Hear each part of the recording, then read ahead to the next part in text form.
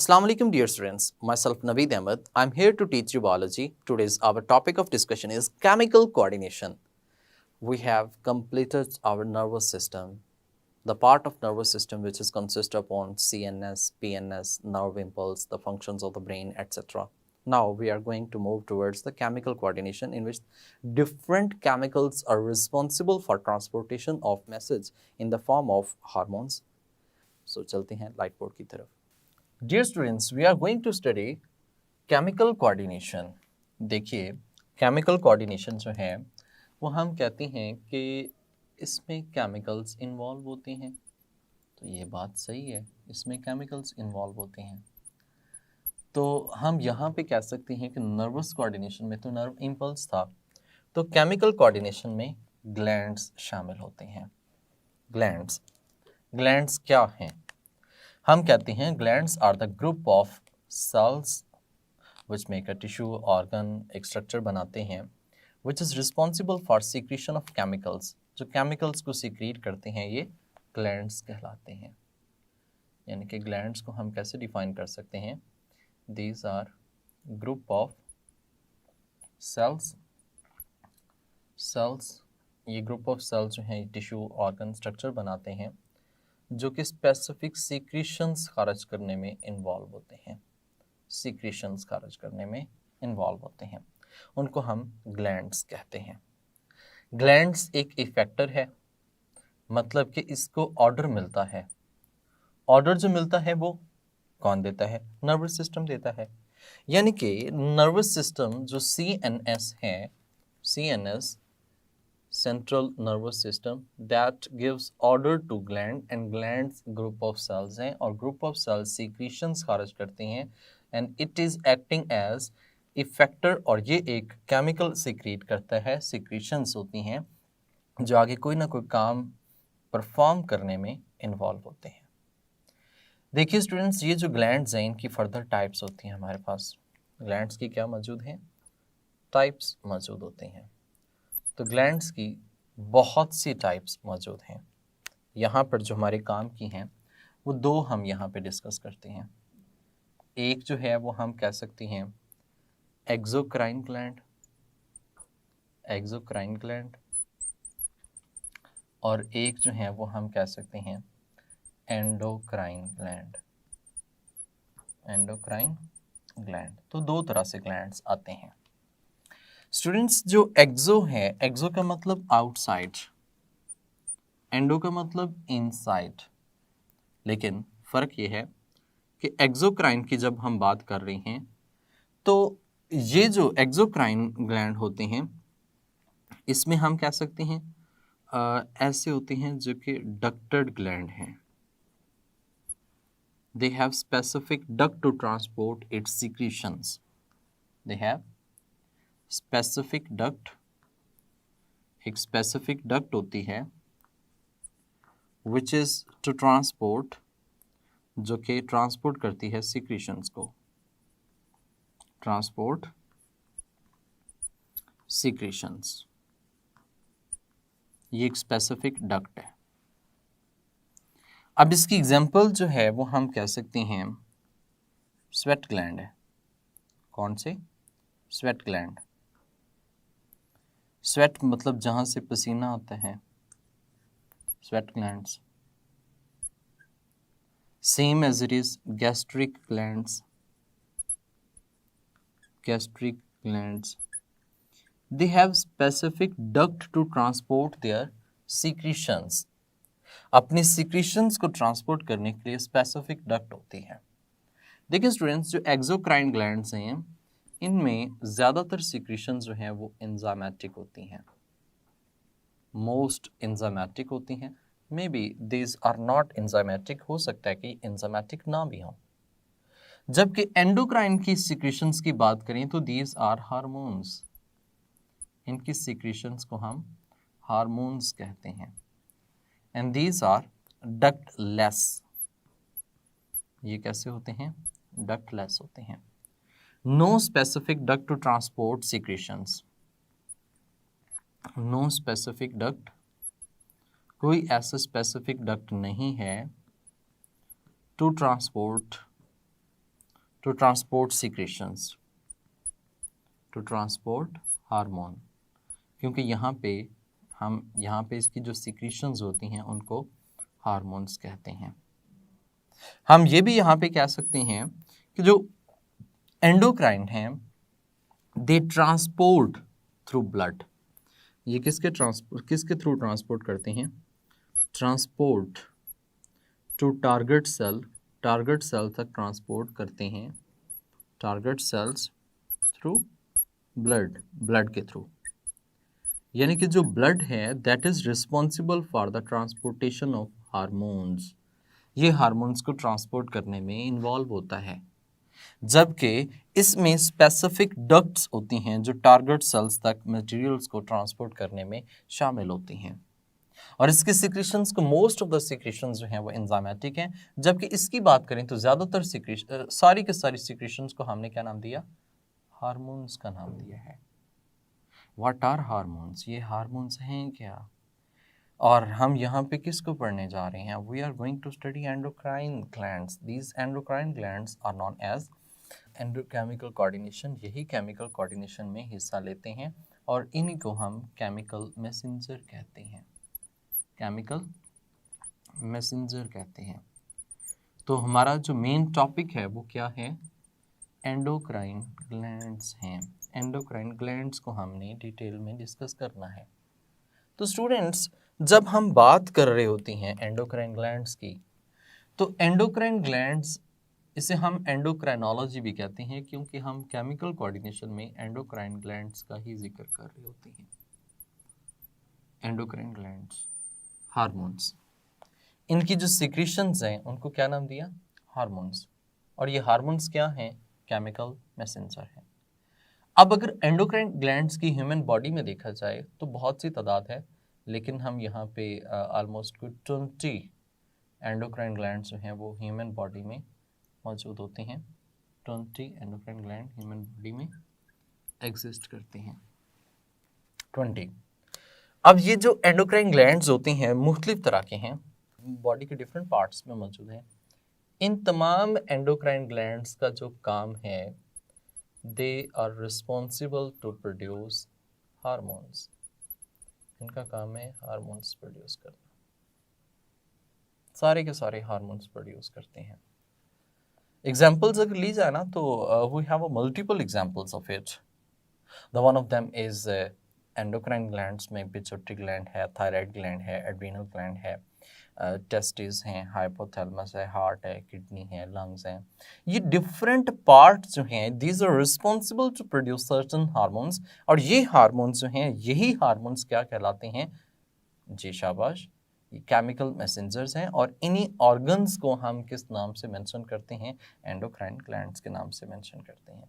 हाँ, whatever, they are also performing the other functions, but they are also responsible to produce certain hormones which are going to perform specific function in the body. So इस sense में हम कह सकते हैं कि ये hormones role एंडोक्राइन्स हैं।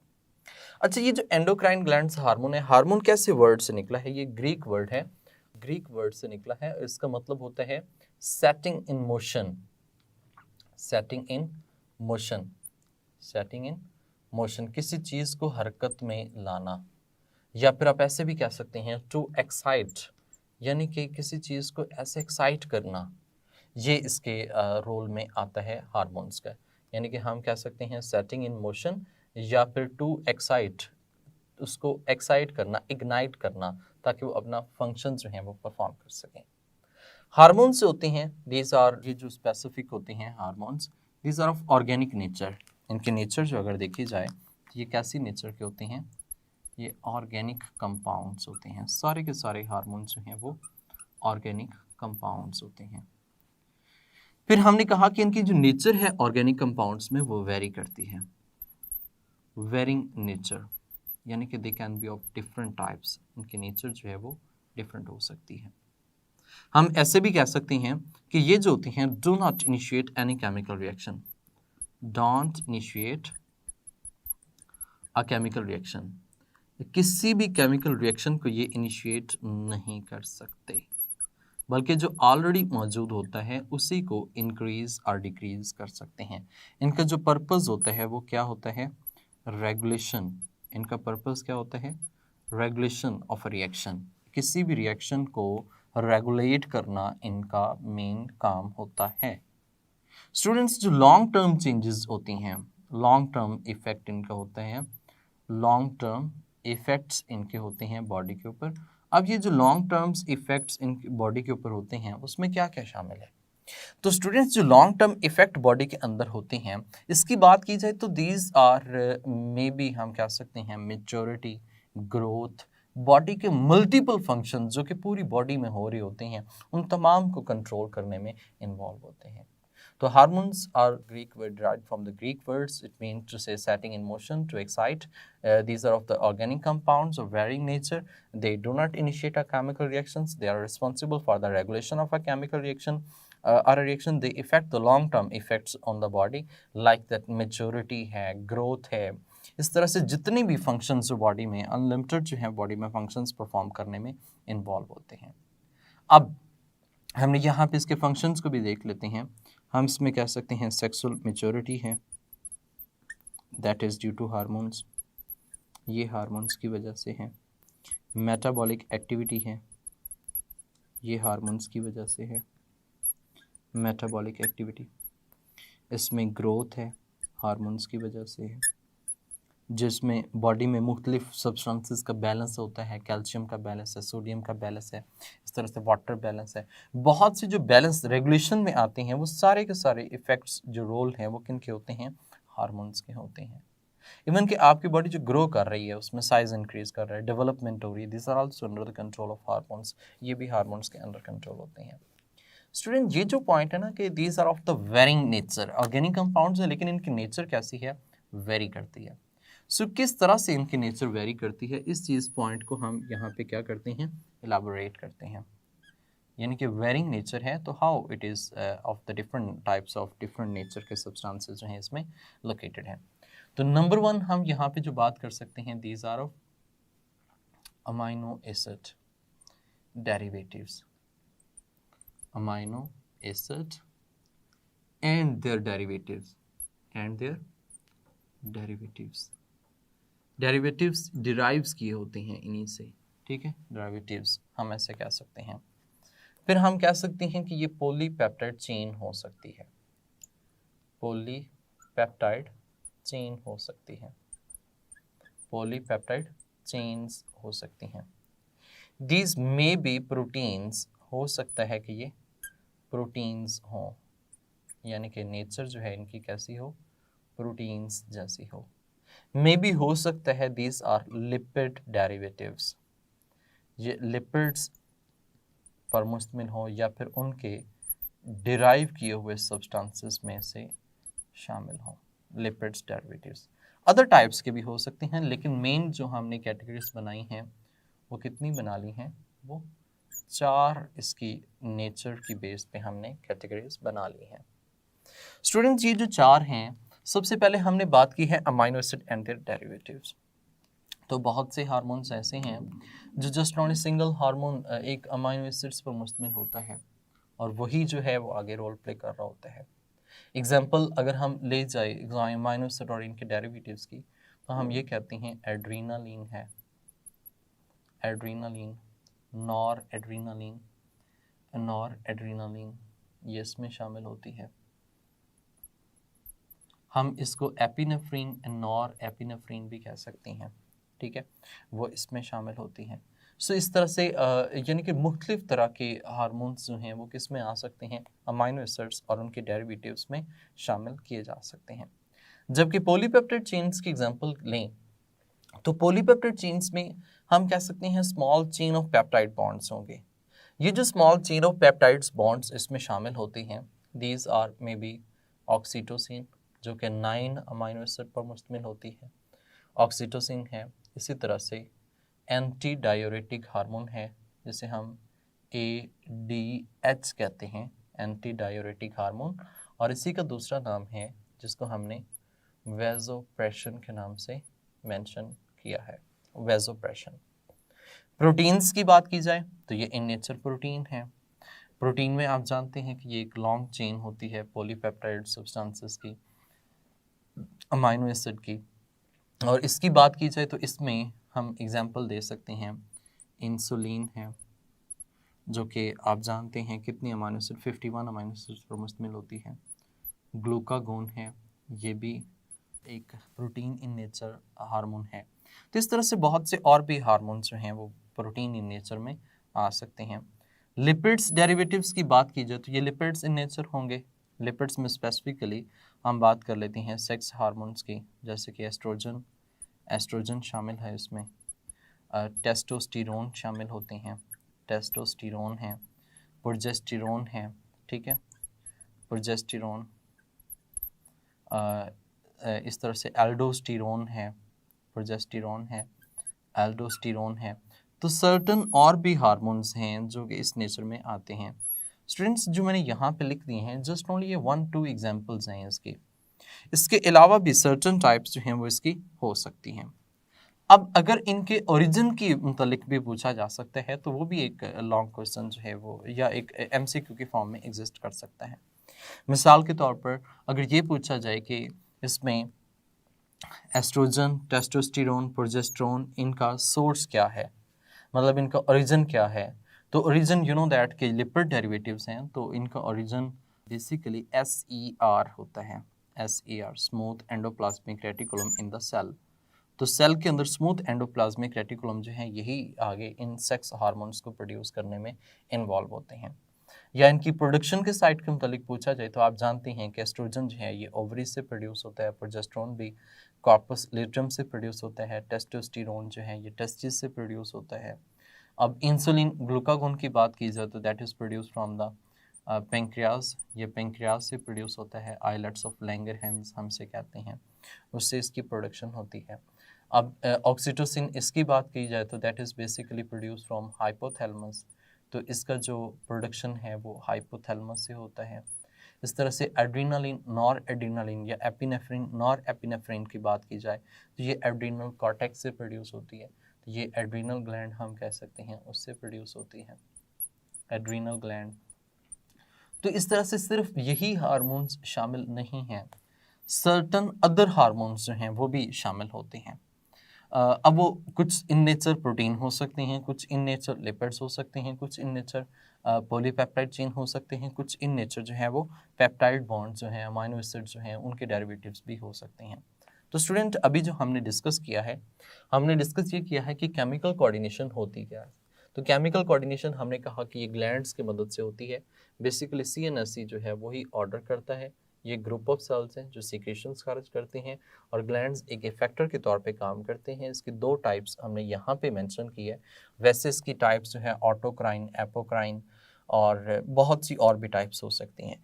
तो यहाँ पे एक्सोक्राइन जो कि डक्टेड होते हैं, स्पेसिफिक डक्ट के थ्रू टारगेट सेल्स तक सीक्रेशंस को पहुँचाते हैं, जैसे स्वेट ग्लैंड्स, गैस्ट्रिक ग्लैंड्स, और इस तरह से बाइल प्रोड्यूस करने वाले जो हैं, लिवर की हम बात कर रहे हैं उसमें तो एंजाइम्स नहीं होते।